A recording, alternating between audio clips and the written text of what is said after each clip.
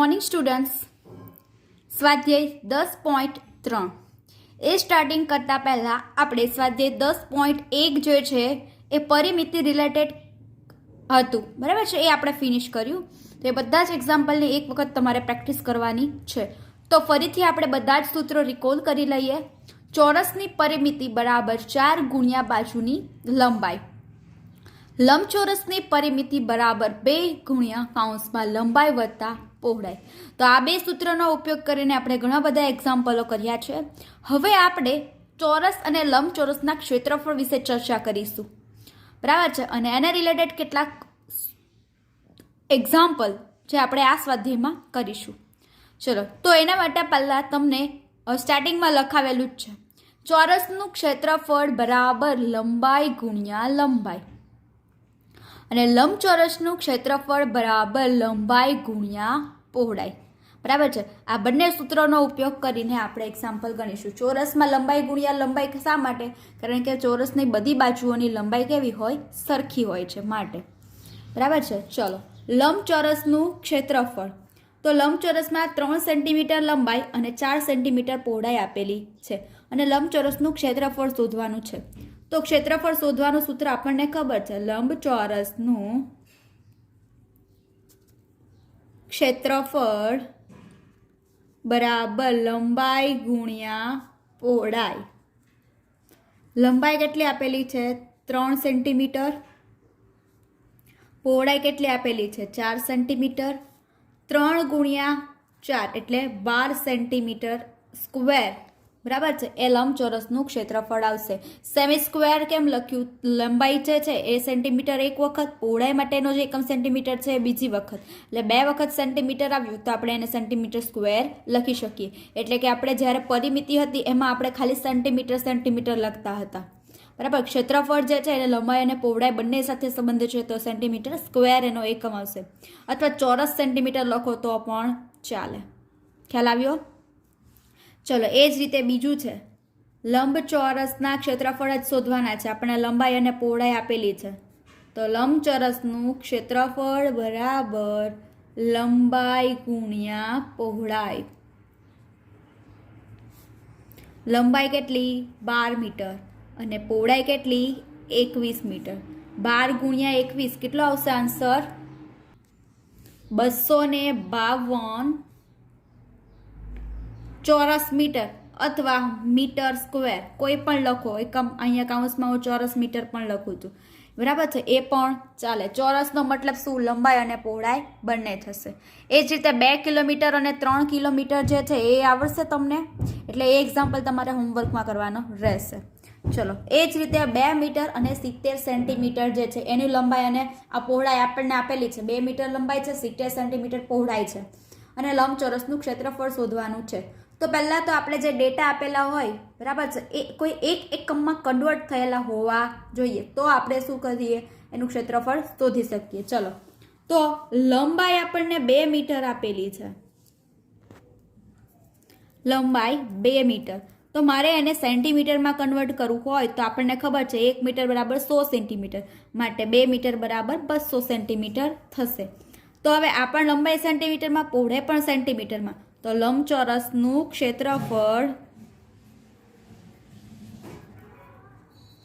બરાબર લંબાઈ ગુણ્યા પહોળાઈ. લંબાઈ કેટલી? 200 સેન્ટીમીટર. પહોળાઈ કેટલી? 70 સેન્ટીમીટર. તો 200 ગુણ્યા 70 કેટલા આવશે? 14,000 સેન્ટીમીટર સ્ક્વેર, બરાબર, એનું એકમ. અથવા તમે ચોરસ સેન્ટીમીટર લખો તો પણ ચાલે.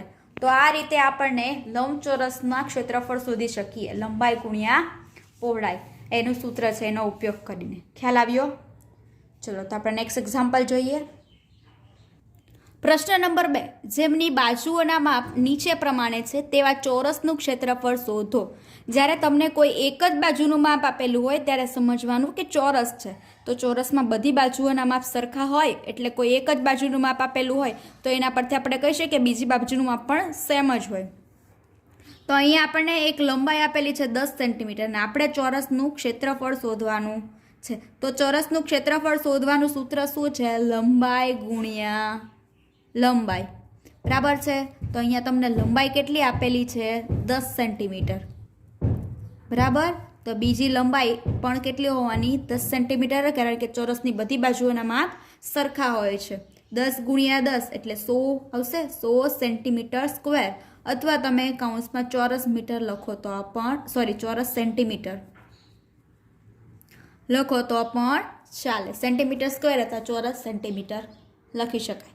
અહીંયા તમારે નીચે બોક્સ પાડીને લખવાનું છે ચોરસનું ક્ષેત્રફળ બરાબર 100 સેન્ટીમીટર સ્ક્વેર મળે. ચલો, એ જ રીતે બી જે છે 14 સેન્ટીમીટર, તો એ તેમની ચોરસની એક બાજુની લંબાઈ આપેલી છે, બરાબર છે. તો ચોરસનું ક્ષેત્રફળ બરાબર લંબાઈ ગુણ્યા લંબાઈ. તો લંબાઈ આપણને કેટલી આપેલી છે? 14. તો 14 ગુણ્યા 14, 14 ગુણ્યા 14 કેટલા થશે?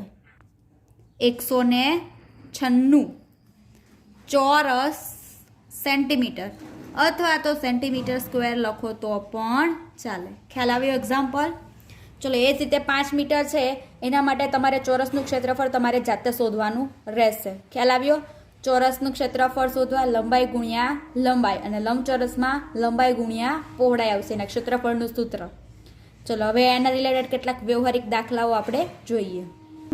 ચલો, વ્યવહારિક દાખલામાં છે 50 મીટર લંબાઈ ધરાવતા લંબચોરસ બાગનું ક્ષેત્રફળ 300 ચોરસ મીટર છે, તો બાગની પહોળાઈ શોધો. તો ડેટા આપેલા છે આપણે લખી દઈએ. લંબાઈ કેટલી આપેલી છે? 50 મીટર, બરાબર. અને ત્યાર પછી શું આપેલું છે? લંબચોરસ બાગનું ક્ષેત્રફળ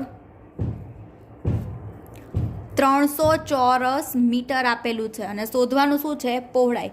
હવે ક્ષેત્રફળ જે વસ્તુ આપેલી છે એ જ સૂત્રનો ઉપયોગ કરવાનો છે, બરાબર.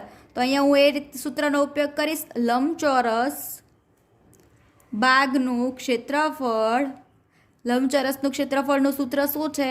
લંબાઈ ગુણ્યા પહોળાઈ. તો આ 3 વસ્તુ છે, એમાંથી કોઈ પણ 2 વસ્તુ આપણને આપેલી હોય તો ત્રીજી વસ્તુ મળી શકે. ચલો, લંબચોરસ બાગનું ક્ષેત્રફળ 300 છે, તો એની જગ્યા પર હું 300 મૂકી દઉં. લંબાઈની જગ્યા પર લંબાઈ 50 સેન્ટીમીટર આપેલી છે, અને પહોળાઈ શું છે? આપણે શોધવાની છે. તો હવે આપણને ખબર છે પહોળાઈને શોધવાની છે, તો પહોળાઈને મારે કરતા બનાવવું પડશે. પહોળાઈને કરતા બનાવું તો એની સાથે ગુણાંકમાં રહેલી સંખ્યા હોય, સામેની બાજુ જશે તો શું થશે? છેદમાં જશે. તો પહોળાઈ બરાબર શું આવશે? 300/50. તો આ 0 0 કેન્સલ થશે, એટલે આપણી પાસે શું બચ્યું? પહોળાઈ બરાબર 30/5. તો પહોળાઈ કેટલી આવશે? 30/5 કરો તો આન્સર આવશે 6 મીટર. ખ્યાલ આવ્યો? તો આ રીતે આપણને જે વસ્તુ ડેટા આપેલા હોય એ જ સૂત્રનો ઉપયોગ કરવાનો છે. હવે અહીંયા ધારો કે તમને એવું કીધું હોય કે ચોરસનું ક્ષેત્રફળ 300 હોય ચોરસ મીટર, તો એની લંબાઈ શોધો. તો લંબાઈ આપેલી હશે નહીં, અને આપણે લંબાઈ ડાયરેક્ટ શોધવાની હોય. એવા પણ એક્ઝામ્પલ પૂછાઈ શકે. તો વ્યવહારિક દાખલો છે, તો આન્સર શું લખશું? બાગની પહોળાઈ 6 મીટર મળે. ખ્યાલ આવ્યો બધાને? ચલો, તો આપણે નેક્સ્ટ એક્ઝામ્પલ જોઈએ. ચલો, પ્રશ્ન નંબર 5. 500 મીટર લંબાઈ અને 200 મીટર પહોળાઈ ધરાવતી લંબચોરસ જમીન પર પ્રતિ 100 ચોરસ મીટર્સે ₹8 પ્રમાણે લાદી બેસાડવાનો ખર્ચ કેટલા રૂપિયા થાય? આપણે અત્યાર સુધી જ્યારે વાડ કરવી હતી, બરાબર છે, ત્યાર પછી દોરી વડે એને બાંધવું હતું, તો આપણે એની લંબાઈ સાથે સંબંધ હતો. હવે લાદી છે એને અંદર બેસાડવાની છે જમીન પર, બરાબર છે, તો અંદરના બધા એરિયા સાથે સંબંધ છે. તો આપણે કયાનો ઉપયોગ કરીશું? ક્ષેત્રફળનો ઉપયોગ કરીશું ને. જ્યારે લાદી બેસાડવાની હોય, કોઈ કલર કરવાનો હોય, તો એને અંદરના બધા જ ક્ષેત્રફળ સાથે સંબંધ છે, બરાબર, બધા જ એરિયા સાથે. એટલે આપણે શું કરીશું? આમાં ક્ષેત્રફળનો ઉપયોગ કરીશું. તો અહીંયા આપણને જે લંબચોરસની લંબાઈ અને પહોળાઈ આપેલી છે એ લખી દઈએ. લંબાઈ બરાબર 500 મીટર અને પહોળાઈ બરાબર 200 મીટર. હવે આનું જે ક્ષેત્રફળ લંબચોરસનું આવે ક્ષેત્રફળ, બરાબર, એના પરથી આપણે કહીએ કે પ્રતિ 100 એટલે કે 1 ચોરસ 100 મીટરે લાદી બેસાડવાનો ખર્ચ 8 રૂપિયા. માટે આ જે આવશે, બરાબર, એક ક્ષેત્રફળે લાદી બેસાડવાનો ખર્ચ કેટલો થશે? ચલો, તો લંબચોરસનું ક્ષેત્રફળ, લંબચોરસ જમીનનું ક્ષેત્રફળ બરાબર લંબાઈ ગુણ્યા પહોળાઈ. લંબાઈ કેટલી? 500. પહોળાઈ કેટલી? 200. 500 ગુણ્યા 200 કરશો તો શું આવશે આન્સર? 1 લાખ આવવાનો. અને એકમ શું? ચોરસ મીટર. અને અહીંયા આપણે રકમમાં જોઈ શકાય છે પ્રતિ 100 ચોરસ મીટરે 8 રૂપિયા. તો હું સૂત્ર શું માંડીશ કે 100 ચોરસ મીટર લાદી બેસાડવાનો ખર્ચ. અહીંયા પ્રતિ મીટર નથી કીધું, પ્રતિ 100 ચોરસ મીટર કીધું છે, એટલા માટે 100 ચોરસ મીટર લખેલું છે. પ્રતિ મીટર કીધું હોય તો આપણે એવું લખી શકીએ 1 મીટર ચોરસ મીટર લાદી બેસાડવાનો ખર્ચ, પણ પ્રતિ 100 કીધું છે એટલે 100. ખર્ચ બરાબર કેટલા રૂપિયા આપેલો છે? રૂપિયા 8. માટે 1 લાખ ચોરસ મીટર લાદી બેસાડવાનો ખર્ચ બરાબર કેટલા રૂપિયા? તો અહીંયા શું આવશે? 1 લાખ જે છે એને ગુણ્યા 8 છેદમાં 100. 0 0 0 કેન્સલ. તો બચશે શું? 1 2 ને 3 મીંડા એટલે આવશે આપણે રૂપિયા 8,000. બરાબર. તો આન્સરમાં શું લખશો તમે?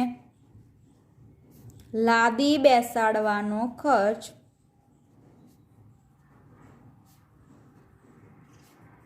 રૂપિયા 8,000 મળે. ખ્યાલ આવ્યો બધાને?